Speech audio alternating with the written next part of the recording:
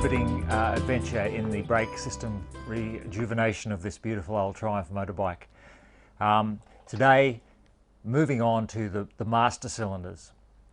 I'm going to cover front and back in the same video. Shouldn't take too long, there's not a lot of components in it.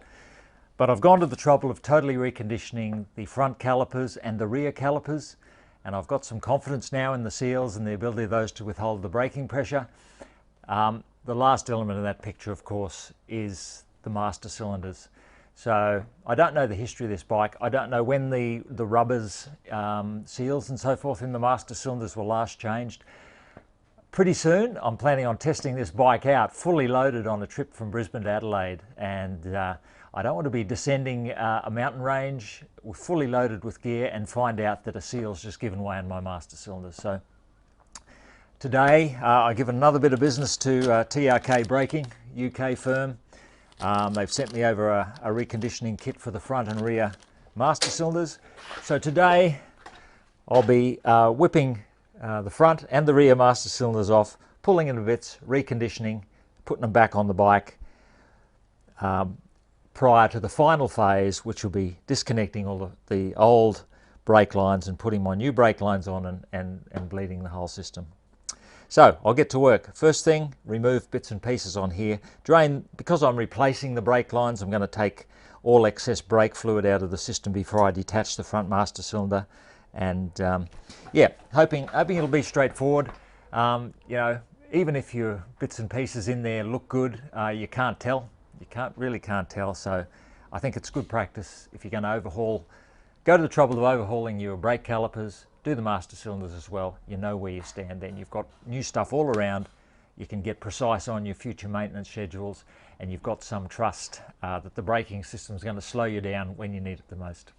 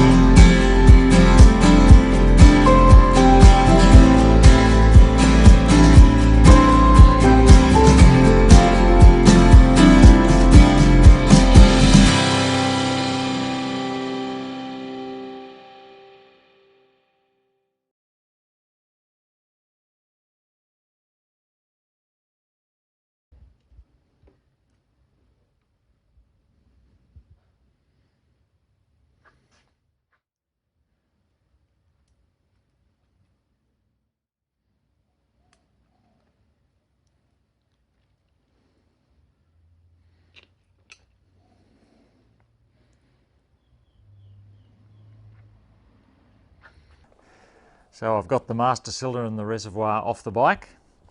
I'm just gonna, as I've said before, I have a policy of when I take any nuts and bolts off, if I can possibly just put them back where they're supposed to go, I know I'm not going to lose them and I'll know exactly what goes where. So these are just the master cylinder handlebar clamp bolts, just doing them up so they won't come out again.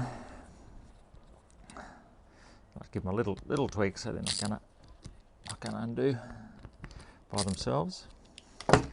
Okay, so now we've got the reservoir connected to the master cylinder, and I've got the old banjo bolt sitting there just to stop any fluid leaking out. I'm just going to disconnect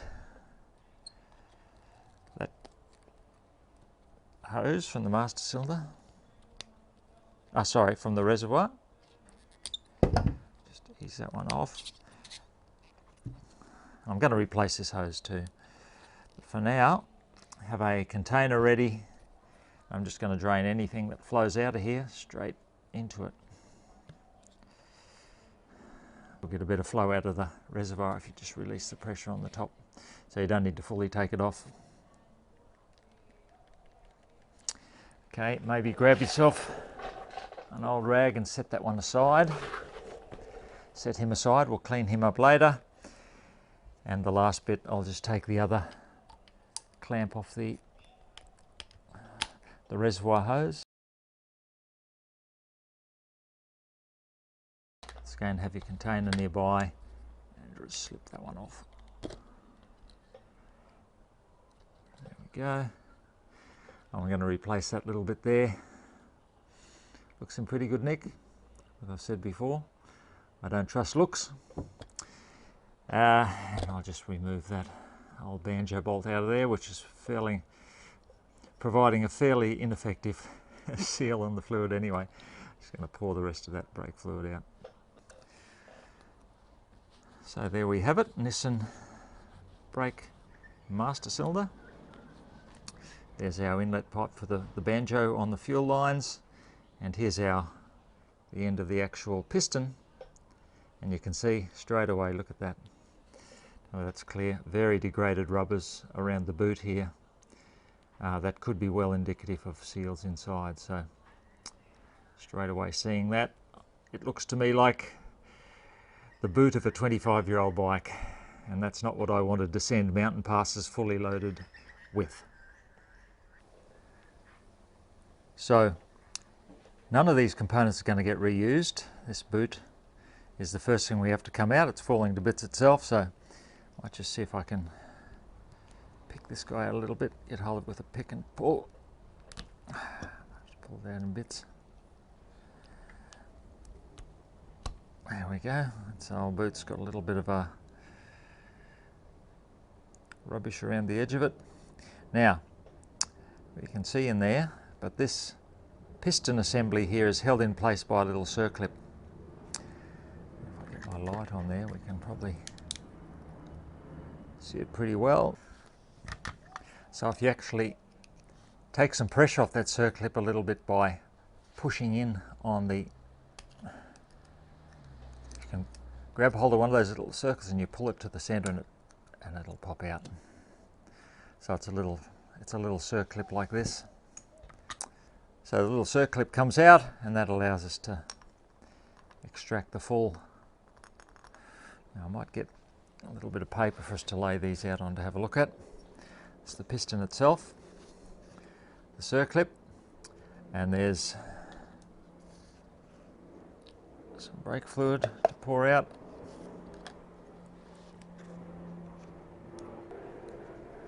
Let's check the seal. Pop him out there. And last but not least is the spring. Okay. And there, see right through the bore there that we need to give a bit of a clean out as well. Yeah, look, the piston seal doesn't look too bad. But, like I said, I don't go by looks. This could be 20 years old for all I know. So all these things have served their purpose on this bike. Their services are no longer required, so I'm letting them go. Okay, let's have a look what's inside the pack. The rebuild kit, front brake master caliper rebuild kit from TRK. Let's move this up here. And surprise, surprise, there's all the new parts that we just pulled out. Might lay them out to have a bit of a look at them, see how they compare. So here's the new piston, nice and clean. There's some evidence of the old seal there looking a little bit pitted to me. Be very glad to be saying goodbye to him. The brand new one here looks obviously brand new by definition. The little secondary seal here that sits at the bottom of the spring, yeah. Once again, she looks fine, but she's going. The springs look commensurate. Oh, in fact, the new spring's actually a little bit longer. That's interesting. Well, given the fact that it's a spring, it can be compressed, so it'll fit in, of course, to whatever the other one fitted into, but there could be a slightly little difference in pressure there. That's interesting. Circlips are the same, and yeah, that old boot has really has had it. Be glad to be getting rid of him and replacing it with this brand spanking new one, which looks really nice. Before I give this guy a bit of a clean, I wonder if I can see down there. I can get this angled in the right way. It's a bit of gunk right down the bottom. Bit of gunk, but apart from that, the condition inside the bore looks pretty good. No signs of any pitting or corrosion or anything like that. So, okay, so I'll give this guy a bit of a clean out. Obviously, you've got a long, thin bore there. There's not much difference in size to my little finger, so it's a bit difficult to access it. So, going to see how I go with just a cotton bud or a Q-tip. And I've also got a fallback of using a chucks rag bundled up around in the screwdriver. So I'll see how I go. Give it a bit of a blast away. See what comes out.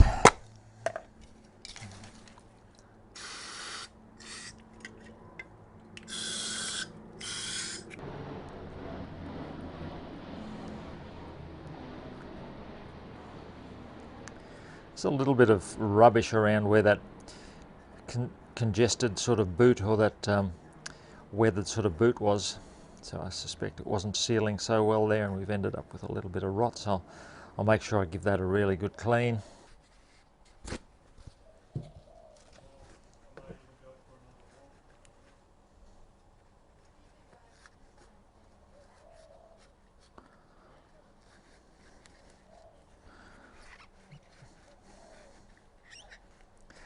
I guess make sure here that your screwdriver is always shielded from the sides of the bore by your chucks rag. Of course, there's a little hole in the side of the bore there where the fluid comes through from the reservoir. So don't be surprised if you see one little, you can see that there, don't be surprised if you can see one little divot on the side of the bore.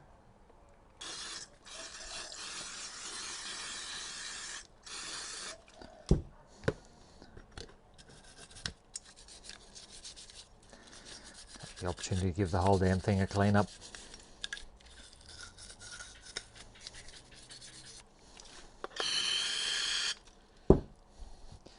It's the same as the other parts of the brake system. You don't use any water and don't use any oil or petroleum based products. Just use this ethanol based brake cleaner. It dries in the air, it doesn't leave any residues, and it'll keep the brake system from being contaminated with water, because as we've discussed in previous videos, the brake fluid itself is hygroscopic, so it actually absorbs water, and when that water gets put under pressure when you clamp on the brakes, it can dissolve into air bubbles or dissipate into air bubbles, which cause the sponginess in your braking system. So that's the last thing you want. So no water, no petroleum products, just stick with the ethanol based cleaners, and you shouldn't go wrong. Okay, it's looking okay, but there's a few little bits of that white corrosion-y sort of stuff, or just leakage corrosion that's actually hanging up around, right up around the top of the bore. So I'm actually going to get a little wire brush in there and give that a real little grind away there. Let's see how that. Okay, a little set of wire tools like this actually is perfect for this job here. You don't want to go down and scratch the sides of the bore too much, but around where the boot sits here, this is an excellent way of like just getting out of any of that corrosion or those white oxidation sort of products. I don't know what they are, just where the boot has been degrading and little bit of leakage taking place. But a little wire brush like this is sort of perfect for that. Give that a really good clean out. Then blast it all away and it's starting to look, dare I say it, like a new one. And a bit like I was doing, clearing out passageways in the calipers, in the caliper bodies. There's the hole, the reservoir pipe comes and enters into the fluid straight into the bore. You can sort of clean that out in the same way. See that? Just make sure the passageway is cleared out. Because there's no way you can get in and clean that pipe, but that's sure as hell knocked any of the rubbish out of it.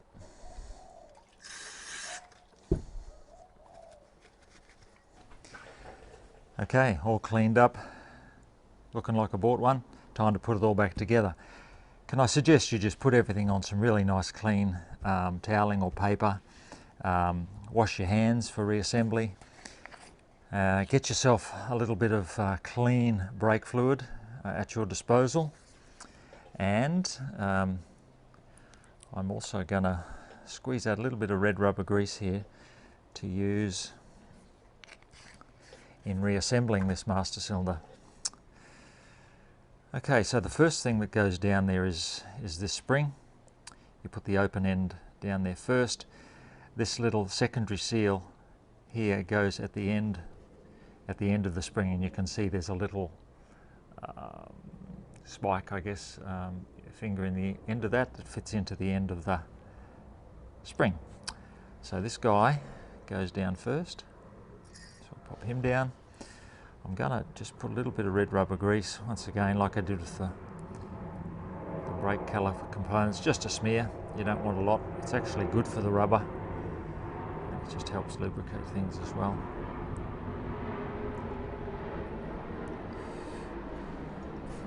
So I might actually put that onto there.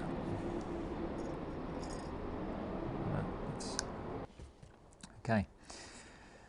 So the piston itself already comes out of the renewal pack with the main seal installed. I understand some don't, in which case you've got to wind it on yourself. But for this also I'll just rub a smear of red rubber grease around here. It's good for the rubber. As I've said in previous videos, it doesn't interact with the brake fluid. So you don't use normal engine grease on this, petroleum or lithium based grease. Absolute no-no for any brake components.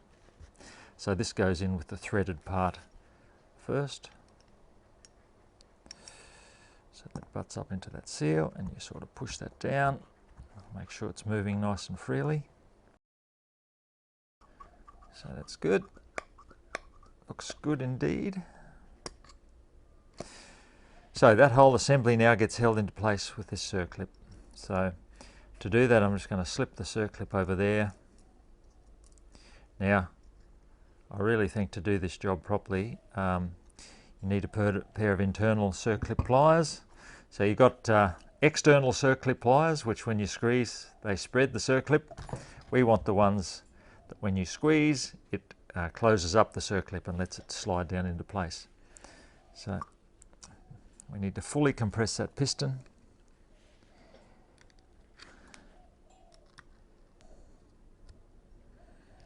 There we go. Let's put him down. So I'll put him down into place. Okay, he's engaged there. You can see. I'm just going to push the circlip just down all the way around to make sure he's clicked in there properly. And just check by compressing the piston there, and it's coming back under good load from the spring, and the circlip's holding it in place. So yeah, just check that the piston is running freely inside the master cylinder there. That's sliding very beautifully, and then it's Can't come fully out because of the circlip. And the last but not least is to install the boot, and it goes in like that, like the fat controller's hat. Goes over the top. I'm just going to do the same again, a little bit of red rubber grease. Smear all the way around. It's actually just good for the rubber. So we want to install that down, hold that in place, and just push that edge of the fat controller's hat down into the slot. You can feel that slot down there, and what we actually want to do is clip that over the top of the piston, and then there's a little groove around the top of the piston. We want that top of the hat to sit over. Just a matter of running it over until you feel it slot in, and that looks like it's in. Yep.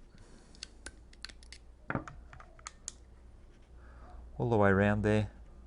Looks well seated. One last run around the inside just to make sure it's pressed down. There we go. The fat controller's hat's in place. Get that to focus. Fat controller's hat's in place. It's pistons engaging and coming back nicely. It feels like a smoothly operating master cylinder. Okay, so I'm just going to wash up the reservoir, and I think we're ready to put it back on the bike and get onto the back one. Okay, the reservoir. Let's have a little look inside there. Okay, so fair bit of rubbish and gunk hanging down around there. I'm just going to clean that out with some ethanol based brake cleaner and then just wipe it out. Flush it out, just get it nice and clean.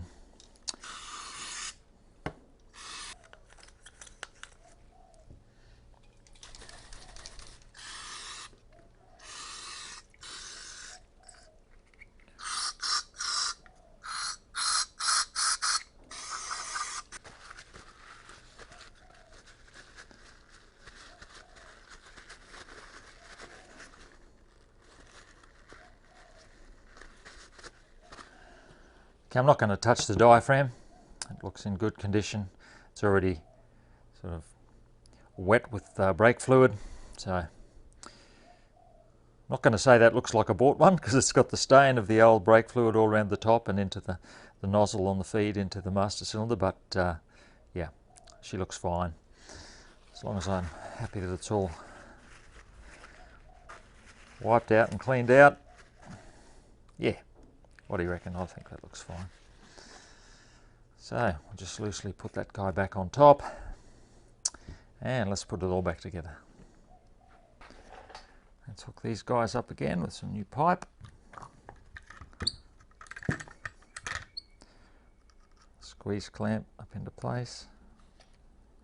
As long as you get this clamp on the cylinder side of the barbed end, you can sort of feel it there. So it's pumped over. There we are. Okay, we're all ready to go back on the bike. Okay, everything in reverse now. So first thing, install this brake, front brake switch. He's just a little bit dirty. I'm just going to give him a little bit of a rub over. Can't have my brand new master cylinder engaged with a rear brake light switch which is covered in old brake fluid. That's just not on for a fuddy-duddy like myself. Just utterly unacceptable. Okay, you'll see there's a little positioning peg there that fits into a little hole on the actual master cylinder. Once that's in place, the screw can be inserted and that'll hold that in the position, and that little brake switch will activate there whenever we hit the brake lever. Okay, let's tighten that guy up.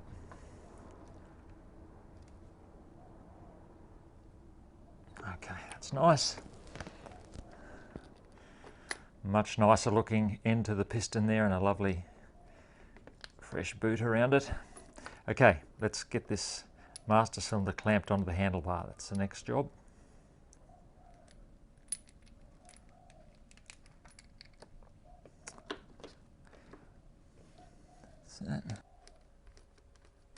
Okay, and you may have either marked or remembered exactly what angle this was on there. I've got a little mark here that helps me line up the gap between the two halves. Probably can't quite see that from there. Look, like any bit when you disassemble something from your engine or anywhere on the body of the bike, if in doubt, take some photos. Take some photos beforehand. Let me just crank these up finger tight for now, or hand tight, just to hold it in place. We'll remount the reservoir. So undo this little screw that mounts it onto the handlebar, through the reservoir and into the handlebar. That's it.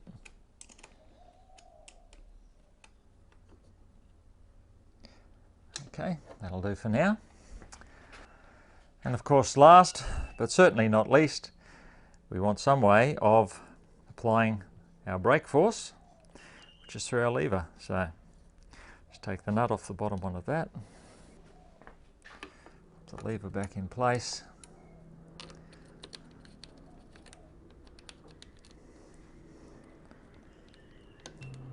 and of course we've got this little part on the lever here, the arm, that when we pull the brake, that puts our pressure straight onto the piston in the master cylinder. Just make sure that's all lined up and you've got the lever on the right way. It's going through, and this two-stage thing here, this screw needs to be threaded into the other side of the lever bracket, and then there's a nut that goes on the side to hold it in place. That's in place. Okay, this little nut that goes on underneath the brake handle attachment bolt, it goes through the bolt actually goes through a fairly soft bushing, so it only has a very light torque for that screwdriver application up the top, around 4 Newton meters. The nut that goes on the bottom to secure it similarly is a light torque, 4 to 5 Newton meters. But I'm just going to put a little bit of medium Loctite on there. Just a little bit of medium Loctite to hold it in place. And I'll do that one up and we're just about done. And it's definitely not something you need to worry about doing up with a torque wrench, just light hand tight. And I think we're ready to go. Just checking.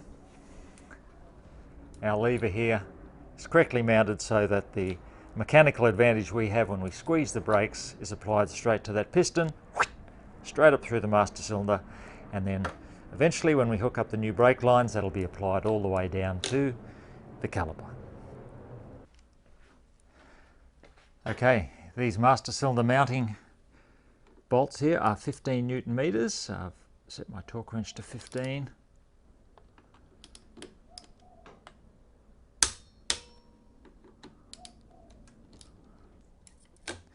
Okay, done. So I'd say we're done there. The last thing you just want to check is that when you're applying the brake, that you can see that master cylinder piston popping out nicely under the influence of the spring, and that it's just running smoothly with no signs of grabbing. If it's grabbing now before you put brake fluid in it, not a good sign. Yep, that looks great. We'll move on to the back.